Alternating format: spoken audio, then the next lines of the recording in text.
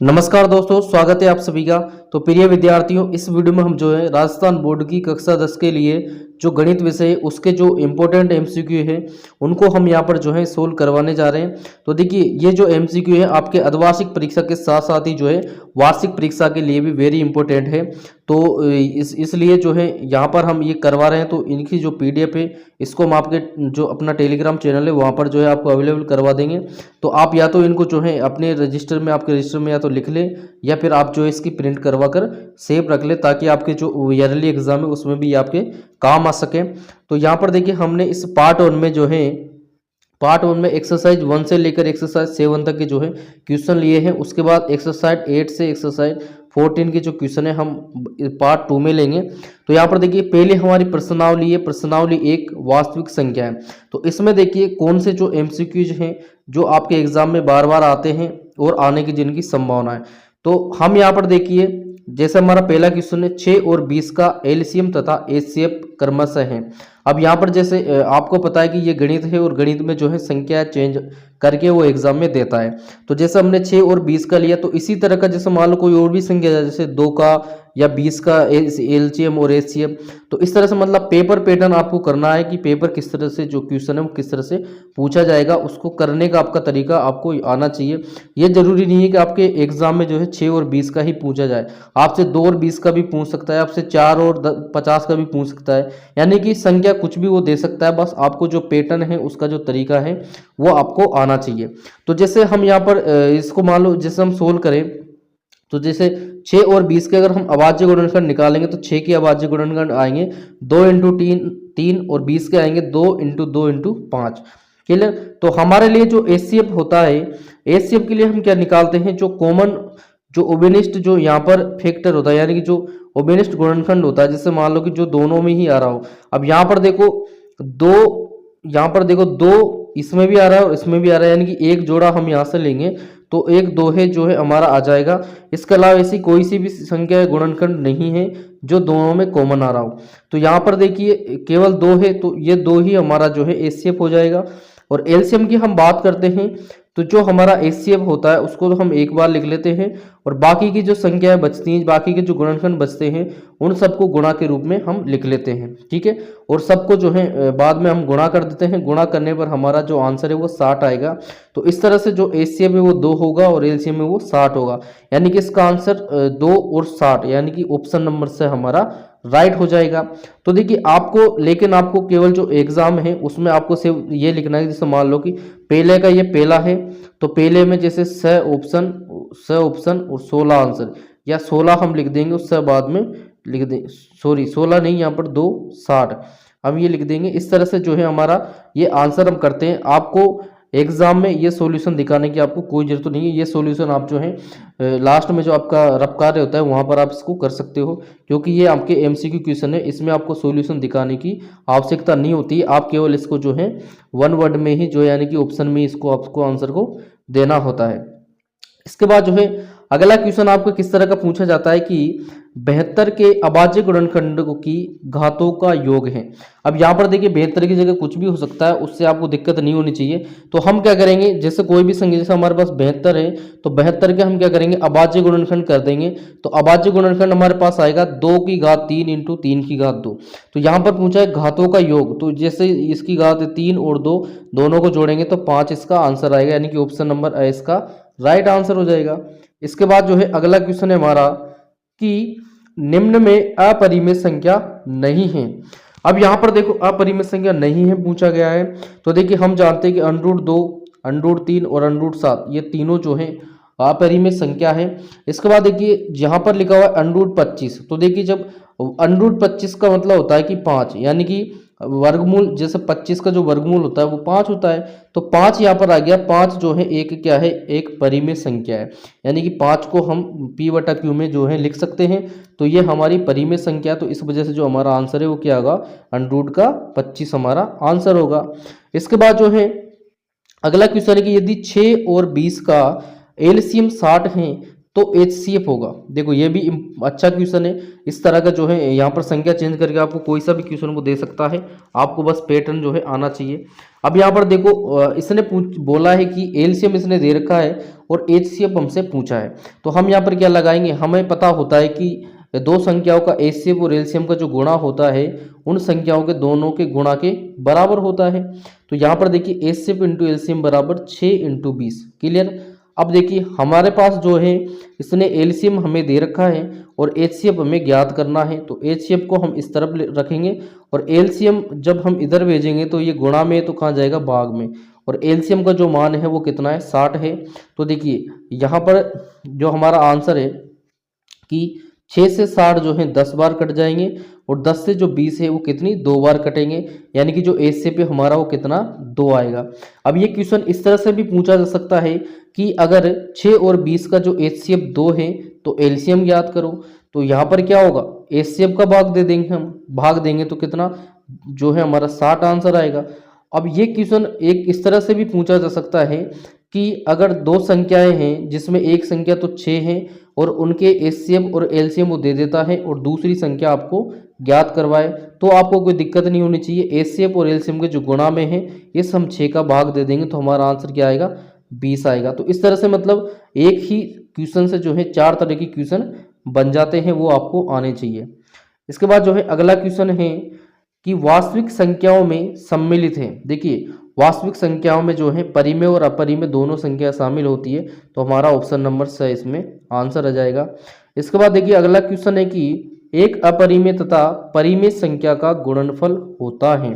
तो यहाँ पर जैसे मान लो कि जैसे हमने लिया कि एक ये 2√2 एक अपरिमेय संख्या है और मान लो 2 जो है परिमेय संख्या है। जब हम इन दोनों का गुणा करेंगे तो हमें जो है एक अपरिमेय संख्या ही प्राप्त होती है। तो इस दोनों का गुणा भी क्या होगा, एक अपरिमेय संख्या ही होगी, यानी कि ऑप्शन नंबर 2 इसमें राइट आ जाएगा। अब इसके बाद जो है हम प्रश्नावली 2 के क्वेश्चनों की बात करेंगे। तो प्रश्नावली 2 में जो है एक क्वेश्चन आपके ये पूछा जाता है कि एक द्विघात बहुपद की जो है अधिकतम घात होती है। देखिए द्विघात बहुपद है तो जितनी उसकी जो है घात हो, जिस जिस घात का वो बहुपद होता है, जैसे मान लो द्विघात है, नाम में छिपा है कि द्विघात, तो अधिकतम कितनी होंगी, 2 होंगी भाई। तो घात देखने का सबसे अच्छा तरीका क्या होता है कि जो उसमें चर होता है उसकी जो अधिकतम घात होती है चर की, वही उस बहुपद की जो है घात होती है। इसके बाद देखिए अगला क्वेश्चन आपसे किस तरह से पूछा जाता है कि एक द्विघात बहुपद ax² plus bx plus c के शून्यकों का योग है। तो देखिए योग क्या होता है, -b/a, वो योग क्या होता है, -b/a, यानी कि ये हमारा आंसर हो जाएगा। अब ये देखिए ये तो हमारा जो मानक रूप है उसमें का क्वेश्चन है। अब इसकी जगह पर जो है कोई भी, जैसे मान लो उसने दे दिया 2x² प्लस 2x प्लस 1, इसका जो है इसके जो शून्यक है उनका योग क्या होगा। तो आपको जो है जैसे मान लो यहाँ पर b का मान कितना है कि 2 है, तो माइनस का 2, और a का मान कितना है x² का गुणांक यानी कि 2, तो माइनस का 1, यानी कि इसके जो शून्यक हो गए उनका योग कितना आएगा, -1 आएगा। इस तरह से भी ये वाला क्वेश्चन भी आपको जो है कंप्लीट रखना है। और इसी तरह से योग है तो इसी तरह से जो है गुणनफल भी पूछा जाता है। तो गुणनफल क्या होता है हमारा, अचर पद बटे x² का गुणांक यानी कि c/a। तो ये वो ऑप्शन हमारा राइट हो जाएगा। इसके बाद जो है अगला क्वेश्चन है हमारा कि द्विघात बहुपद 2x² माइनस 8x प्लस 6 के शून्यक हैं। तो ये क्वेश्चन भी आपके पूछा जाता है और इस क्वेश्चन को जो है आप 2 तरह से कर सकते हैं। एक तो आपका ये तरीका है कि ऑप्शन से जो है आप मान इसमें रखें और दोनों मान आप रखेंगे तो इसमें जो है आपका आंसर 0 आना चाहिए। तो इसके लिए आपको जो है ये चारों ऑप्शन जो है चेक करने पड़ेंगे, इसमें आपको टाइम लग सकता है। इससे अच्छा आप क्या करेंगे, जो है इसके फैक्टर कर लेंगे। फैक्टर करने पर देखिए इस तरह से ये हमारा जो है यहाँ पर यह आंसर आएगा। तो x इक्वल जो है हमारा 1 निकलेगा और x इक्वल हमारा यहाँ से जो है 3 निकलेगा, यानी कि जो हमारा 1 और 3 है ये हमारा आंसर होगा। क्लियर, इस तरह से इसको हम सोल्व करेंगे। इसके बाद एक क्वेश्चन आपका जो है इस तरह का पूछा जा सकता है कि ये जो चित्र दे रखा है, ग्राफ दे रखा है, इसमें शून्यकों की संख्या होगी। अब यहाँ पर देखिए हालांकि इस तरह का क्वेश्चन कभी पूछा नहीं गया है, लेकिन इस साल जो है ये क्वेश्चन पूछा जा सकता है क्योंकि इसकी जो है यहाँ पर संभावना है, क्योंकि इसमें जो है सिलेबस आपके कम किया गया है। तो देखिए हम सभी को पता होता है कि जो ये जो रेखा है, वक्र है, जो एक्स अक्ष को जो है जितनी जगह पर ये काटता है उतने इसके शून्यक होते हैं। तो ये देखिए एक जगह पर इसको काट रहा है यहाँ पर, तो इसके शून्यक जो है 1 हो जाएगा। इसके बाद अगला है कि बहुपद 2x² प्लस 3x प्लस 2 की घात है। अब घात हम कैसे देखेंगे कि जो हमारा चर होता है, देखिए इसमें चर जो है x है। अब x की घात यहाँ पर 2 है, 2 से बड़ी कोई घात है नहीं, तो इस बहुपद की भी घात जो है वो कितनी हो जाएगी, 2 हो जाएगी, यानी कि ऑप्शन नंबर ए हमारा राइट हो जाएगा। इसके बाद जो है हमारा तीसरी एक्सरसाइज है प्रश्नावली 3 दो चर वाले रेखिक समीकरण युग्म। इसमें देखिए क्वेश्चन आपसे ये पूछा जाता है कि रेखिक समीकरण युग्म के अनेक हल होंगे यदि। अब देखिए अनेक हल के लिए जो रेखाएं संपाती होनी चाहिए, यानी कि तीनों अनुपात जो है बराबर आने चाहिए, तो ये हमारा ऑप्शन नंबर स है। अब यहाँ पर देखिए आपके पास तीन तरह के जो अनुपात हैं, एक तो हमारा जो है संपाती है, एक हमारा जो है समांतर है, और एक हमारा जो है प्रतिच्छेदी है। तो तीनों ही जो है आपको ये अनुपात याद होने चाहिए, कोई सा भी अनुपात आपसे जो है पूछा जा सकता है। इसके बाद देखिए एक क्वेश्चन आपसे इस तरह का पूछा जाता है कि समीकरण 3x प्लस 2y इक्वल 5 को संतुष्ट करने वाला हल है। तो इसके लिए आपको जो है ऑप्शन चेक करने पड़ेंगे, यानी कि x और y के मान आप इसमें रखोगे। तो देखिए इस तरफ 5 लिखा हुआ है, इसका मतलब ये है कि इस तरफ भी जो है 5 आ जाना चाहिए। तो देखिए जब हम एक और एक, यानी कि x का मान भी 1 रखेंगे और y का मान भी 1 रखेंगे, तो 3 और 2 ही इधर बचेंगे, तो 3 प्लस 2 5 हो जाएगा। तो ये हमारा आंसर आएगा। इस तरह से इस क्वेश्चन को हम जो है करते हैं।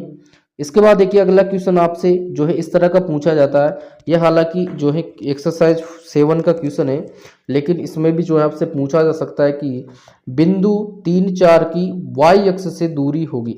देखिए बहुत ही सिंपल क्वेश्चन है और 1 नंबर ये आपको यूं ही दे देता है, मतलब बिना कोई मेहनत किए दे देता है। आपको कुछ नहीं करना, क्या करना है, जिसका पूछा गया, देखिए हमें पता है कि ये जो मान होते हैं वो पहला मान x का होता है, दूसरा मान y का होता है, क्लियर। तो जिसका भी आपसे दूरी पूछी जाए उसका अपोजिट जो मान है वो उसका आंसर होता है। जैसे मान लो कि y अक्ष से दूरी पूछी है, तो x अक्ष का जो मान है इसका आंसर होगा, यानी कि 3 जो है इसका आंसर होगा। अगर मान लो बोलता कि x अक्ष से दूरी, तो x अक्ष से दूरी यानी कि जो y का मान है यानी कि 4 है, वो इसका जो है आंसर होगा। सिंपल सी बात है, आपको इसमें कोई डाउट नहीं होना चाहिए। इसके बाद देखिए अगला क्वेश्चन है कि समीकरण युग्म x minus 2y equal 0, 3x plus 4y minus 20 equal 0 के हल होंगे। अब देखिए इसके हल के लिए हम क्या करेंगे, इसके जो अनुपात हैं उनको हम चेक करेंगे। देखिए जब हम इसके अनुपात चेक करते हैं तो हमें मिलता है कि a1 upon a2 is not equals to b1 upon b2। तो ये स्थिति होती है प्रतिच्छेदी की, और प्रतिच्छेदी में जो है केवल एक ही हल होता है। तो इसका आंसर जो है हो जाएगा केवल एक हल। इसके बाद जो है अगला क्वेश्चन आता है कि मूल बिंदु के निर्देशांक होते हैं। तो देखिए मूल बिंदु के निर्देशांक हम सभी को, आपको सबको पता है कि 0 0 होते हैं, क्लियर। तो ये इसका आंसर हो जाएगा 0 0। इसके बाद देखिए और इम्पोर्टेंट क्वेश्चन है ये जिसमें मिक्स है एक्सरसाइज 1 2 3 4 7 तक। देखिए एक ऐसी संख्या जिसके एक और स्वयं के अतिरिक्त कोई गुणनखंड न हो कहलाती है। देखिए ऐसी संख्या क्या कहलाती है, अभाज्य संख्या कहलाती है, जिसका केवल एक और स्वयं ही गुणनखंड हो, उसके अलावा कोई भी उसके गुणनखंड नहीं हो, तो वो अभाज्य संख्या कहलाती है। तो इसका आंसर आ जाएगा अभाज्य संख्या। और इसके बाद हम बात करते हैं कि सबसे छोटी अभाज्य संख्या। तो देखिए सबसे छोटी अभाज्य संख्या 2 होती है। और इसके बाद बात करेंगे वास्तविक संख्या होती है, ये हम पहले भी इसको कर चुके हैं। तो परिमेय और अपरिमेय दोनों ही ये होती हैं। इसके बाद देखिए इसके बाद है कि एक परिमेय संख्या और एक अपरिमेय संख्या का योग या अंतर कौन सी संख्या है। देखिए इससे पहले हम गुणा के लिए बात कर चुके हैं। अब यहाँ पर देखिए एक परिमेय संख्या मान लो 3 है, क्लियर, और एक अपरिमेय संख्या मान लो कि यहाँ पर जो है √3 है। तो इसका योग यानी कि 3 प्लस √3 और अंतर यानी कि 3 माइनस √3।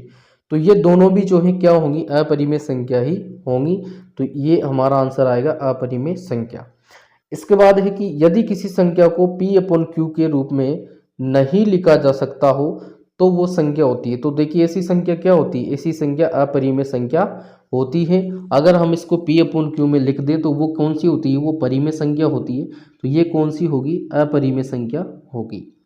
इसके बाद देखिए अगला क्वेश्चन है जो कि हमारे पास दूसरी एक्सरसाइज का है कि 2x² प्लस 3x प्लस 4 बराबर 0 बहुपद में ABC का मान होगा। देखिए a का मान क्या होता है, x² का गुणांक, तो 2 हो जाएगा। b का मान क्या होता है, x का गुणांक, वो 3 हो जाएगा। और जो सी का मान है वो अचर पद यानी कि 4, तो 2 3 4 यानी कि ऑप्शन नंबर हमारा ये होगा। यहाँ पर आंसर तो ये भी दे रखे हैं सेम ही, लेकिन इनका जो क्रम है वो बदल रखा है। इसने पूछा है ए बी सी का मान, तो ए बी सी का मान होगा 2 3 4। अगर ये अलग क्रम से पूछता तो हम अलग क्रम से इसका जो है आंसर देते। इसके बाद देखिए अगला क्वेश्चन है कि एक्स स्क्वायर माइनस 25 बराबर 0 को हल करने पर, देखिए एक्स स्क्वायर माइनस 25 है, क्लियर, बराबर 0 है। एक्स स्क्वायर जो माइनस 25 उसको दूसरी साइड ले जाएंगे तो प्लस का 25 हो जाएगा, और यहाँ से जब हम वर्ग हटाएंगे तो एक्स बराबर प्लस माइनस अंडरूट 25, यानी कि इसका जो है प्लस माइनस 5 इसका आंसर आएगा। तो इसका आंसर होगा plus minus 5, option number the. अगला क्वेश्चन है कि एक्स स्क्वायर माइनस 9, सेम इसी तरह का क्वेश्चन है, तो इसका आंसर होगा प्लस माइनस 3। इसके बाद है समीकरण के हल होंगे। देखिए ये समीकरण है, तो जब हम ये जो बटे में एक्स दे रखा है इसको जब हम इस साइड भेजेंगे तो ये दोनों एक्स गुणा होकर क्या हो जाएगा, एक्स स्क्वायर हो जाएगा, क्लियर। तो एक्स स्क्वायर बराबर क्या बचेगा 25, तो एक्स बराबर क्या आ जाएगा प्लस माइनस 5, तो इसका आंसर भी क्या होगा प्लस माइनस 5, ऑप्शन नंबर से इसका आंसर हो जाएगा। इसके बाद हमारा अगला क्वेश्चन है कि समीकरण एक्स स्क्वायर माइनस 4x बराबर 0 के हल हैं। तो इस क्वेश्चन को जो है हम ऑप्शन से करेंगे। देखिए हमारा पहला ऑप्शन है कि 4 4, तो देखिए जब हम इसमें 4 4 रख देंगे यानी कि देखिए यानी कि 4 का स्क्वायर माइनस 4 इंटू 4, क्लियर। तो 4 का स्क्वायर 16 होगा, और माइनस 4 इंटू 4 भी जो है हमारा कितना 16 होगा, यानी कि 16 में से 16 घटाएंगे तो 0 हमारा आंसर आएगा। तो ऑप्शन नंबर अ हमारा जो है सही हो जाएगा। इसके बाद देखिए अगला क्वेश्चन है कि किसी समांतर श्रेणी का प्रथम पद 2 और सारवंतर 3 हो तो समांतर श्रेणी होगी। तो यहाँ से देखिए जो है समांतर श्रेणी होगी, ये इसने पूछा है। तो इसमें देखिए क्या होगा कि 2 में हम 3 जोड़ते जाएंगे तो हमारी जो है ऑप्शन नंबर अ यानी कि 2 5 8 11 ये जो है हमारा आंसर निकलेगा। इसके बाद अगला है कि समांतर श्रेणी का सारवंतर। सारवंतर कैसे निकालेंगे, सेकंड में से पहले वाली संख्या हम घटाएंगे, जैसे मान लो 5 में से हम 7 घटा दें तो माइनस का 2 हमारा जो है सारवंतर निकलेगा, तो -2 इसका आंसर आएगा। इसके बाद अगला क्वेश्चन है कि समांतर श्रेणी का प्रथम और अंतिम पद 1 और 11 है, तो इसके जो पदों का योगफल 36 है, तो इनके पदों की संख्या होगी। तो देखिए इसने जो है हमारे पास ए दे रखा है 1, और ए एन दे रखा है 11, क्लियर, और एस एन दे रखा है हमें 36। तो जब हम एस एन बराबर एन बटे 2 और into A plus A N से हम इस क्वेश्चन को सोल्व करेंगे तो जो हमारा एन है वो हमारा जो है 6 निकल कर आएगा, यानी कि ऑप्शन नंबर ब हमारा राइट आंसर आएगा। इसके बाद देखिए अगला क्वेश्चन है कि समांतर श्रेणी का 10वां पद है, जब हम इसको फॉर्मूले से सोल्व करेंगे तो ब इसका आंसर आएगा। अगला है कि किसी समांतर श्रेणी का प्रथम पद 3 है और सारवंतर 2 है तो समांतर श्रेणी होगी। देखिए 3 में 2 जोड़ते हुए जाना है, यानी कि ये हमारी समांतर श्रेणी हो जाएगी। इसके बाद है समांतर श्रेणी का सारवंतर। देखिए बाद वाले में से पहला घटाना है, यानी कि -2 में से 1 घटाएंगे तो -3 हमारा जो है आंसर आएगा। इसके बाद अगला है कि समांतर श्रेणी के n पदों के योगफल का सूत्र। तो देखिए यहाँ पर ये भी सूत्र सही है, ये भी सही है, तो n पदों का पूछा है तो हम ये वाला जो है यहाँ पर हम इसको करेंगे, क्योंकि इसमें जो है अंतिम पद यूज होता है। इसके बाद जो है प्रश्नावली 6 के क्वेश्चन है कि सभी व्रत जो है होते हैं। देखिए सभी व्रत क्या होते हैं, समरूप होते हैं। इसके बाद है कि भुजाओं की समान संख्याओं वाले 2 बहुभुज समरूप होंगे यदि जो है, यहाँ पर देखिए जो संगत कोण बराबर हो, यहाँ पर संगत कोण बराबर आएगा, और दूसरा है संगत भुजाएं समानुपाती हो। तो इसमें अ और ब दोनों ही जो है आंसर सही हो जाएगा। इसके बाद है अगला कि सभी समबाहु जो त्रिभुज हैं वो होते हैं। देखिए समबाहु जो त्रिभुज हैं वो भी समरूप ही होते हैं। अगला है कि एक त्रिभुज में शीर्ष होते हैं। देखिए एक त्रिभुज है, इसमें जो है शीर्ष कितने 3 शीर्ष होते हैं। इसके बाद अगला क्वेश्चन है कि समकोण त्रिभुज का एक कोण होता है। ये समकोण त्रिभुज क्या होता है, ऐसा त्रिभुज जिसका एक कोण 90 डिग्री हो वो समकोण त्रिभुज होता है। इसके बाद है कि समद्विबाहु त्रिभुज में कितनी भुजाएं समान होती है। देखिए क्वेश्चन में बोला गया कि समद्विबाहु है, यानी कि समद्विबाहु जिसकी 2 भुजाएं समान हो, यानी कि इसमें 2 भुजाएं समान होती हैं। इसके बाद जो है 7वीं प्रश्नावली की क्वेश्चन है कि बिंदु 3 4 की y अक्ष से दूरी होगी। देखिए 3 4 की y अक्ष से दूरी कौन सी होगी, d, यानी कि 3 होगी। बिंदु 5 2 की एक शख्स से दूरी, तो इसमें एक शख्स से दूरी पूछी है, तो जो है y का मान है यहाँ पर 2 होगा, या -2 नहीं आएगा, +2 आएगा। और इसके बाद जो है अगला क्वेश्चन है हमारे पास कि बिंदु 0 3 और -2 0 के बीच की दूरी होगी। तो देखिए जब हम इसको दूरी सूत्र से सोल्व करेंगे, -2 और -0 का स्क्वायर करेंगे, प्लस फिर आएगा 3, फिर आएगा 0 -3 का स्क्वायर और इसका वर्गमूल। तो जब इसको सोल्व करेंगे तो हमारा जो आंसर है वो अंडरूट का 13 आएगा, यानी कि ऑप्शन नंबर सी जो है इसका आंसर आएगा। इसके बाद है कार्तीय निर्देशांक पद्धति को जो है प्रतिपादक, तो इस डिकार्टिस इसका जो है आंसर होगा। इसके बाद है बिंदु एक्स वाई की मूल बिंदु से दूरी। तो मूल बिंदु से दूरी क्या होती है? √x² + y²। इसके बाद है अगला जो है ये एक्स और वाई, एक सिंपल क्वेश्चन है, इनको आप देख लेना। इसके बाद जो है अगला क्वेश्चन है कि किसी बिंदु की वाई अक्ष से दूरी होती है। तो देखिए वाई अक्ष से दूरी होती है वो बिंदु भुज होता है, और अगर एक्स अक्ष से दूरी पूछे तो वो कोटि होता है। एक देखिए आपके एक्सरसाइज 4 से जो क्वेश्चन है वो इस तरह का भी पूछा जाता है कि ax² + bx + c = 0 के मूल वास्तविक नहीं होंगे यदि।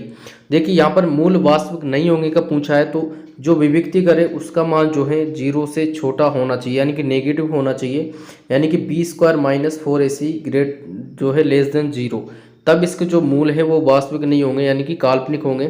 तो इसी तरह के आपके 3 कंडीशन है, तो तीनों कंडीशन आपको जो है याद रखनी है। एक तो जो है वास्तविक, और एक जो बराबर, और एक जो है भिन्न भिन्न, ये तीनों जो है आपसे पूछी जा सकती हैं और पूछी जाएंगी। क्लियर? और एक क्वेश्चन आपसे जो है यहाँ पर विभक्तिकर का पूछा जाएगा। जैसे मान लो कि उसने दे दिया कि द्विघात समीकरण 2x² + 2x + 1 = 0 का विभक्तिकर होगा। ठीक है, तो विभक्तिकर क्या होता है? b² - 4ac, यानी कि b का मान है 2, तो 2 का स्क्वायर, -4ac यानी कि 4 इंटू जो है a यानी कि 2 इंटू c यानी कि 1।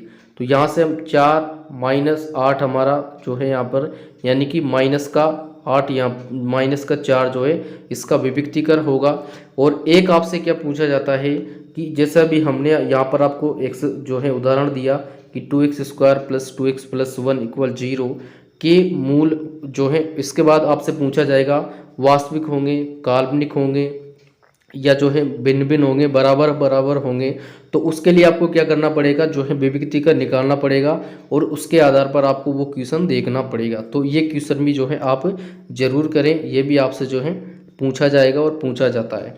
क्लियर? तो इस तरह से जो है हमारी ये जो एक्सरसाइज 1 से लेकर 7 तक के जो टॉप MCQ है, जो कि आपके हाफ ईयरली और ईयरली एग्जाम में जो है काम आने वाले हैं, और इनमें से ही क्वेश्चन आपके 100% जो है आएंगे।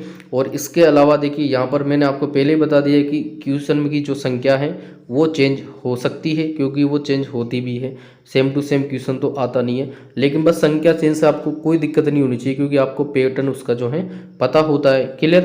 तो आपको जो है इसका पैटर्न, आपको तरीका याद आना चाहिए। क्वेश्चन आपको रटने से जो है, आपको रटने पर आपको ध्यान नहीं देना है, आपको पैटर्न देखना है कि ये क्वेश्चन किस तरह से आपको सोल्व करना है। क्लियर? तो इस तरह से जो हमारे एक्सरसाइज 1 से 7 हो गया। अब 8 से जो हमारे 14 है उसको हम पार्ट 2 में जो है कवर करेंगे। तो मेरे प्रिय विद्यार्थियों, मैं समझता हूँ कि आपको जो है ये वीडियो हेल्पफुल लगेगा और आपके जो है सहायता करेगा। तो प्रिय विद्यार्थियों, अगर आप कक्षा 10 के हो और आपने अभी तक हमारा चैनल जो है सब्सक्राइब नहीं किया है, तो आप चैनल को भी सब्सक्राइब कर ले, और जो है इस हमारे चैनल पर जो है बने रहे। आपकी जो है इस चैनल पर पूरी जो है मदद की जाएगी।